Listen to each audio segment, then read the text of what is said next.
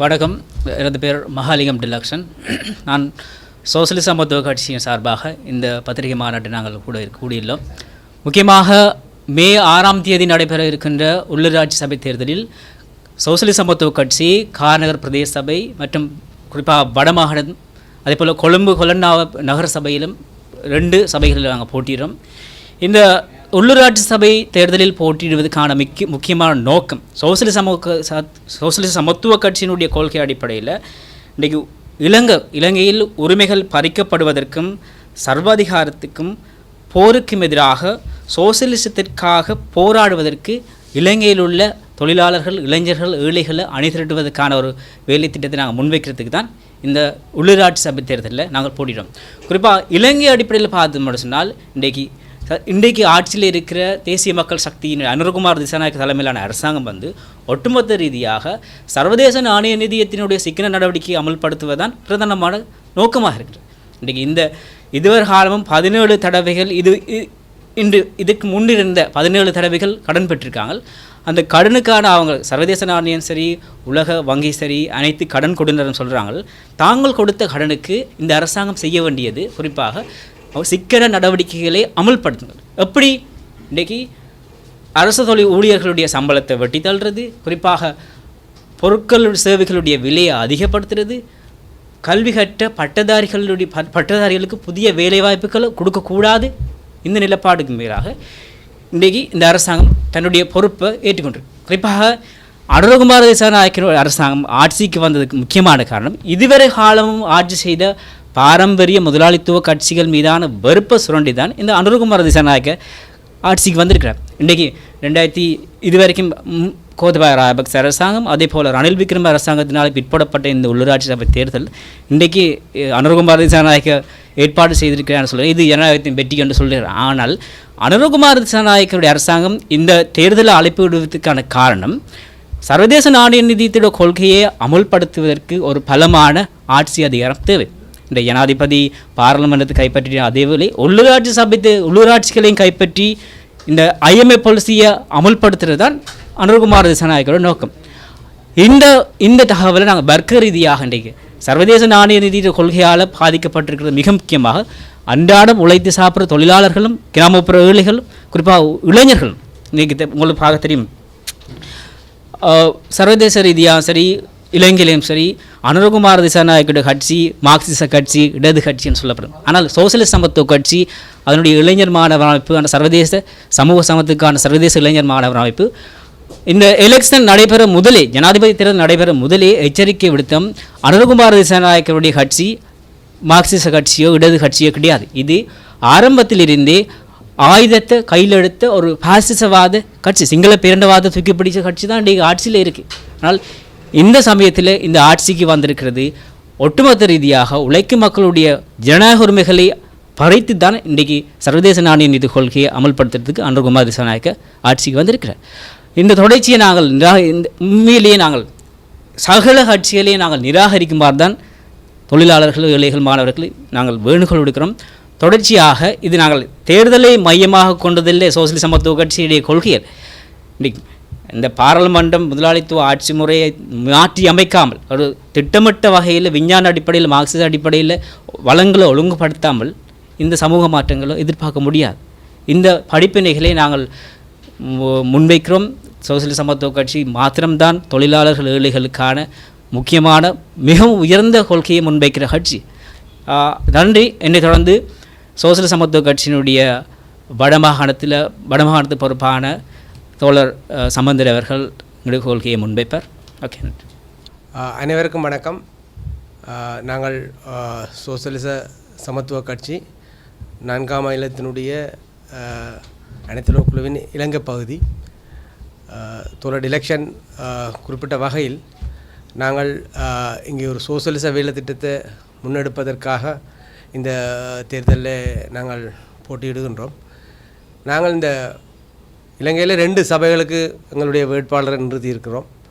ஒன்று கொழும்பில் கொலன்னாவ நகர சபைக்கும், யாழ்ப்பாண மாவட்டம் யுத்தத்தினால் பாதிக்கப்பட்ட பிரதேசம் அதில் கார்நகர் பிரதேச சபைக்கும் எங்களுடைய வேட்பாளர்களை நாங்கள் நிறுத்தியிருக்கின்றோம். இன்று நடைபெற இருக்கின்ற இந்த உள்ளூராட்சி சபை தேர்தல்கள் உங்களுக்கு தெரியும் 2 தடவைகள் ஒத்திவைக்கப்பட்டிருக்கின்றன. அதாவது 2022ஆம் ஆண்டு கோத்தபாய ராஜபக்சவினால் ஒத்திவைக்கப்பட்டது. அதே வகையில் 2023ஆம் ஆண்டு ரணில் விக்ரமசிங்கவினால் இந்த தேர்தல்கள் ஜனநாயக விரோதமான முறையிலே ஒத்திவைக்கப்பட்டது. இன்று இந்த தேர்தலை தேசிய மக்கள் சக்தி JVP அரசாங்கமானது தாங்கள் ஜனநாயகத்தை பாதுகாக்கிறோம் என்று கூறிக்கொண்டு இந்த தேர்தலை அவர்கள் அறிவித்திருக்கிறார்கள். ஆனால் இந்த ஜனநாயகத்தை பாதுகாக்கிறோம் என்று சொல்லப்படுகின்ற அவர்களுடைய கூற்று சம்பந்தமாக தொழிலாளர்களோ ஒடுக்கப்பட்ட வெகுஜனங்களோ அது பற்றி கரிசனை கொள்ளக்கூடாது. அதற்கு பின்னால் அவர்களுக்குரிய ஒரு வஞ்சகத்தனமான காரணம் இருக்கின்றது. அவர்கள் இந்த தேர்தலிலே வெற்றியீட்டியது 2022ஆம் ஆண்டு ஏற்பட்ட வெகுஜன எழுச்சியை தொடர்ந்து பாரம்பரிய முதலாளித்துவ கட்சிகள் மீது தொழிலாளர்கள் வெகுஜனங்களுக்கு ஏற்பட்ட வெறுப்பினை சுரண்டி கொண்டு அவர்கள் ஜனாதிபதி தேர்தலிலும் பாராளுமன்ற தேர்தலிலும் வாக்குகளை பெற்று பெரும்பான்மையான ஆட்சியை வைத்திருக்கிறார்கள். இன்று தாங்கள் கூறிக்கொண்டு வந்த அந்த வாக்குறுதிகளை எல்லாம் கைவிட்டு பழைய கட்சிகள், அதாவது பொதுஜன ஐக்கிய முன்னணி, அதே மாதிரி ஐக்கிய தேசிய கட்சி ஆட்சி காலத்திலே எவ்வாறு இந்த நடைமுறையை கையாண்டார்களோ அதே நடைமுறையை கையாண்டு கொண்டு மக்களை ஏமாற்றுவதற்காக தங்களுக்கு ஒரு பலமான ஆட்சி அல்லது பலமான வாக்குறுதிகளை மக்களிடம் கேட்பதற்காக இந்த தேர்தல்களை அவர்கள் பயன்படுத்த முனைகின்றார்கள்.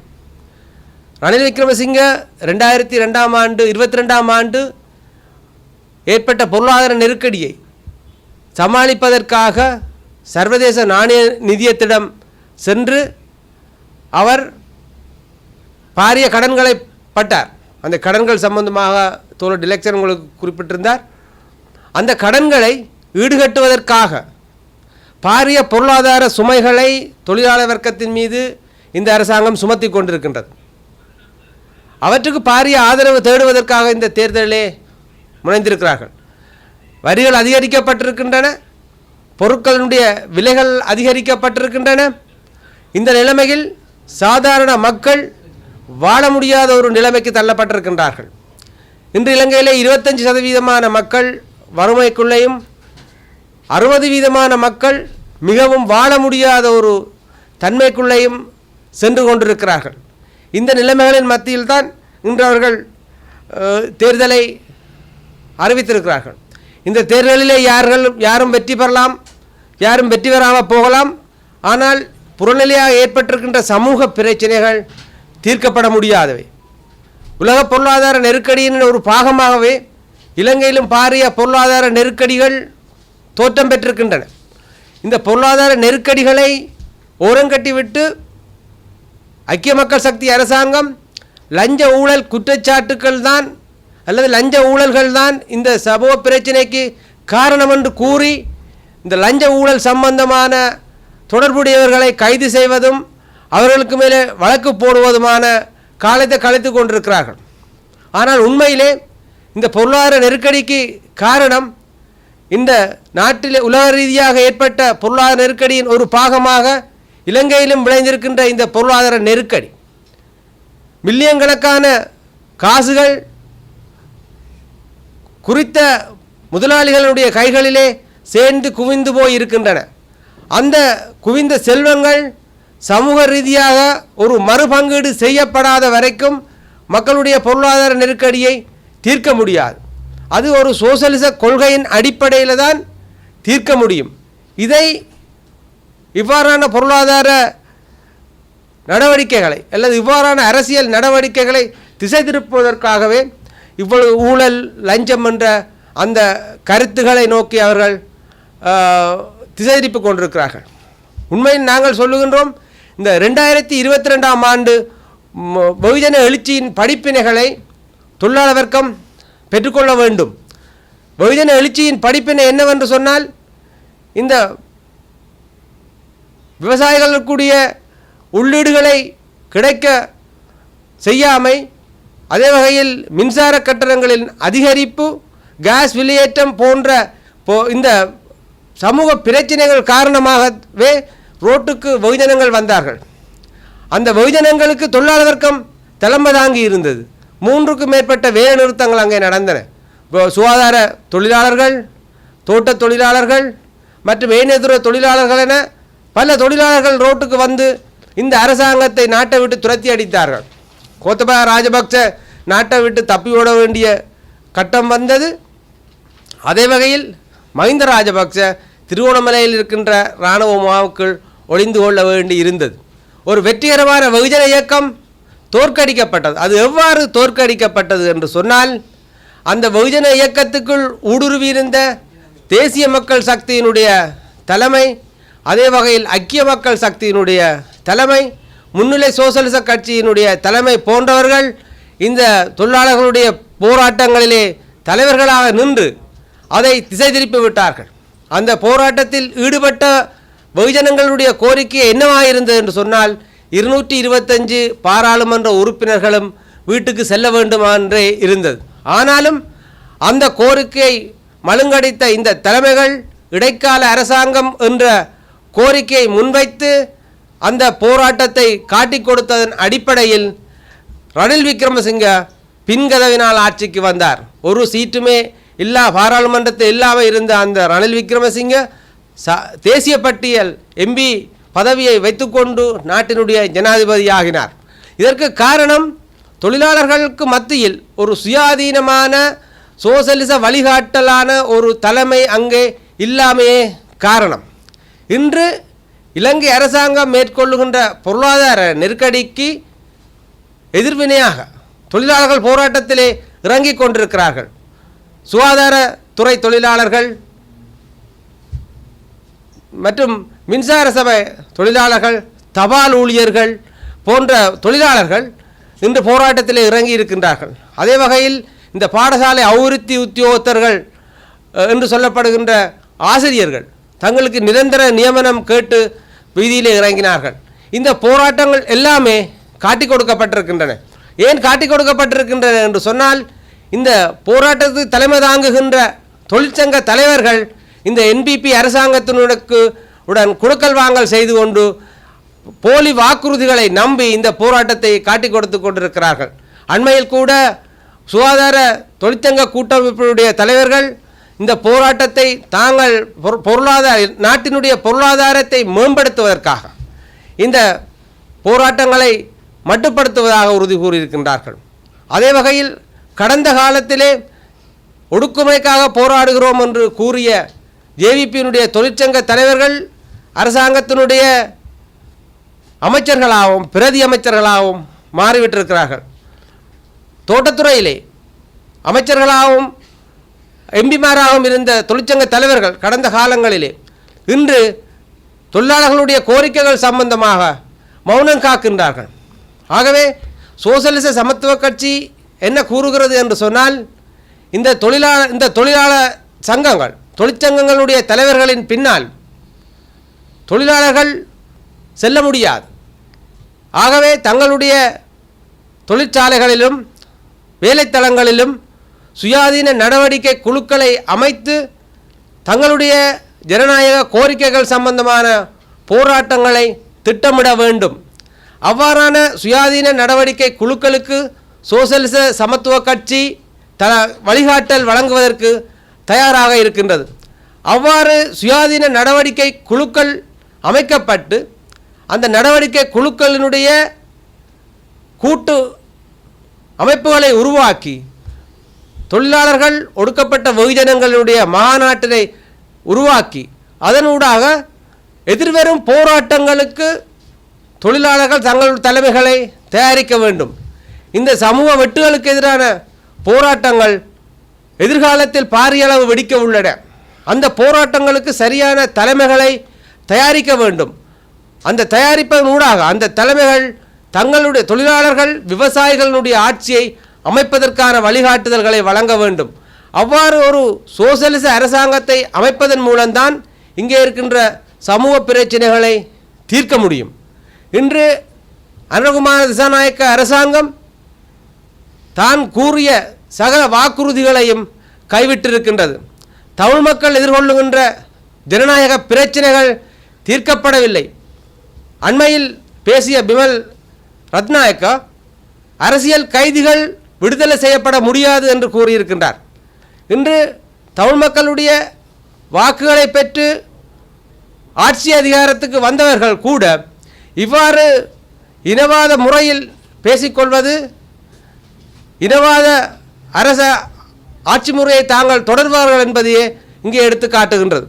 அதே வகையில் அரசியல் கைதிகள் மட்டுமல்ல, காணாமல் ஆக்கப்பட்டவர்கள் இந்த 26 வருட யுத்தத்தில் போதும், இறுதி முள்ளிவாய்க்கால் யுத்த காலத்தின் போதும், இறுதி முள்ளிவாய்க்கால் யுத்தத்தின் போது உறவினர்கள் இராணுவத்திடம் தங்கள் பிள்ளைகளையும் தங்கள் கணவன்மாரையும் தங்கள் சகோதரர்களையும் ஒப்படைத்தார்கள். அவ்வாறு ஒப்படைக்கப்பட்டவர்களுக்கு என்ன நடந்தது என்று இன்று கோத்தபாய ராஜபக்ச அரசாங்கமோ மஹிந்த ராஜபக்ச அரசாங்கமோ அல்லது ரணில் விக்ரமசிங்க அரசாங்கமோ எதுவுமே கூறவில்லை. ஆனால் அதே மாதிரி தான் அனுரகுமார திசாநாயக்க அரசாங்கமும் இந்த காணா போனவர்களுக்குரிய முடிவுகளை அறிவிக்கவில்லை. இன்று இந்த போராட்டத்திலே ஈடுபட்டிருக்கின்ற அமைப்புகள், காணாமல் போனோர் அமைப்புகள், இந்த சர்வதேச சமூகம் இந்த காணாமல் போனோர் சம்பந்தமான பிரச்சனைக்கு முடிவு காண வேண்டும் என்று கோரிக்கை விடுத்து கொண்டிருக்கிறார்கள். இந்த சர்வதேச சமூகம் என்பது இன்று அமெரிக்க தலைமையிலான ஏகாதிபத்திய நாடுகள். இந்த நாடுகள் மஹிந்த ராஜபக்ச யுத்தத்தை நடத்திய பொழுது பல்வேறு உதவிகளை, தொழில்நுட்ப உதவிகளை வழங்கியிருந்தார்கள். அவர்களும் தான் இந்த காணாமல் போனதற்கான உடந்தையாக இருந்தார்கள். இன்று அவர்களுடைய நாட்டிலேயே கூட இந்த சர்வதேச சமூகம் என்று சொல்லப்படுகின்ற முதலாளித்துவ நாடுகள் பல மனித உரிமை மீறல்களில் ஈடுபட்டிருக்கிறார்கள். இன்றைக்கு அமெரிக்காவில் ஆட்சி பீடம் ஏறி இருக்கின்ற ட்ரம்ப் அரசாங்கம் அங்கே இருக்கின்ற புலம்பெயர் மக்களை வெளியிலே துரத்தி அடிப்பதற்கும் அவர்களை கைது செய்து சிறைகளிலே அடைப்பதற்குமான திட்டங்களை தீட்டிக் கொண்டிருக்கிறார்கள். பாலஸ்தீன மக்களுக்காக பேசுகின்ற மாணவர்களை அவர்களுடைய கல்வி நிறைவேறும் முன்னரே பிடித்து தன்னுடைய நாட்டை விட்டு கலைப்பதற்கு இந்த ட்ரம்ப் அரசாங்கம் முடிவெடுத்திருக்கின்றது. அதே வகையில் தான் இந்த ஐரோப்பிய ஏகாதிபத்திய நாடுகளும் இந்த ட்ரம்பினுடைய நடவடிக்கையை பின்தொடர்ந்து இந்த புலம்பெயர்களுக்கு எதிரான நடவடிக்கையில் ஈடுபட்டிருக்கின்றார்கள். இந்த நிலையில் வடகிழக்கில் காணாமல் போன உறவுகளுடைய கோரிக்கைகள் அங்கே எவ்வாறு பார்க்கப்படும் என்பதை புரிந்து கொள்ள வேண்டும். இந்த காணாமல் போன மக்களினுடைய உறவினர்கள் தங்களுடைய பிள்ளைகளை கண்டுபிடிக்க வேண்டுமாக இருந்தால், தங்களுக்குள் அல்லது அவருக்கு என்ன நடந்தது என்று தெரிந்து கொள்ள வேண்டுமாக இருந்தால், தங்களுக்குள் சுயாதீன நடவடிக்கை குழுக்களை அமைத்து கொண்டு இந்த தொழிலாளர் போராட்டங்களுடன் ஒன்றிணைந்து தொழிலாளர் போராட்டங்களிலே அவர்களுடைய குரல்கள் ஒலிக்க வேண்டும். அப்பொழுதுதான் இந்த காணாமல் போனாக்களுடைய பிரச்சனைகளுக்கு ஒரு முற்றுப்புள்ளி அல்லது தீர்வை நாங்கள் காண முடியும். அதே வகையில் இன்று நாங்கள் இந்த நிலப்பிரச்சனைகள் தீர்க்கப்படவில்லை. பௌத்த விகாரைகள் இங்கே அமைக்கப்பட்டு கொண்டிருக்கின்றன. அந்த விகாரைகள் இனவாதத்தை தூண்டும் வகையிலே செயற்படுத்தப்பட்டு கொண்டிருக்கின்றன. அவற்றுக்கு தடை விதிப்பதற்கு இந்த அரசாங்கம் தயாராக இல்லை. அதே மாதிரி தான் நாங்கள் இந்த போட்டியிடுகின்ற இந்த யாழ்ப்பாண பிரதேசங்களிலே பல்வேறு பொருளாதார நெருக்கடிகள் உருவாகப்பட்டு கொண்டிருக்கின்றன. வேலை இல்லாத பட்டதாரிகள் இருக்கின்றார்கள். அதே மாதிரி பல இளைஞர்கள் வேலை இல்லாமல் இருக்கின்றார்கள். இந்த தண்ணீர் பிரச்சனைகளுக்கு மக்கள் பாரிய முகம் கொடுக்கின்றார்கள். சாதாரணமான குடிதண்ணீர் பெற்றுக்கொள்ள முடியாத அளவுக்கு, சுத்தமான குடிதண்ணீர் பெற்றுக்கொள்ள முடியாத அளவுக்கு இங்கே யாழ்ப்பாணம் உட்பட நாங்கள் போட்டியிடுகின்ற காரநகரில் கூட மக்கள் தண்ணீர் இல்லாமல் அலைந்து கொண்டிருக்கிறார்கள். அதே வகையில் அங்கே பல காணிகள் கூட இராணுவம் கடற்படையினால் கைப்பற்றி வைத்திருக்கிறார்கள். இந்த நிலைமையில் இந்த பிரச்சனைகளுக்கு எவ்வாறு தீர்வு காண வேண்டும் என்று சொன்னால், இந்த முதலாளித்துவ அரசுகளுக்கு கோரிக்கை விடுப்பதன் மூலம் இந்த பிரச்சனைகளை தீர்க்க முடியாது. ஆகவே தொழிலாளர்கள் எதிர்வரும் வர்க்க போராட்டங்கள் வெடித்து கிளம்புகின்ற பொழுது ஒரு தங்களுடைய அரசாங்கத்தை அமைப்பதற்கு தொழிலாளர் விவசாயிகள் அரசாங்கம் அமைப்பதற்கு தாங்கள் தயாரிக்க வேண்டும் தங்களை. அப்பொழுதுதான் இந்த பிரச்சனைகளுக்கு தீர்வு காண வேண்டும். இதை விளங்கப்படுத்துவதற்காக இதற்காக குரல் கொடுப்பதற்காகத்தான் நாங்கள் இந்த தேர்தலிலே போட்டியிடுகின்றோம். ஓ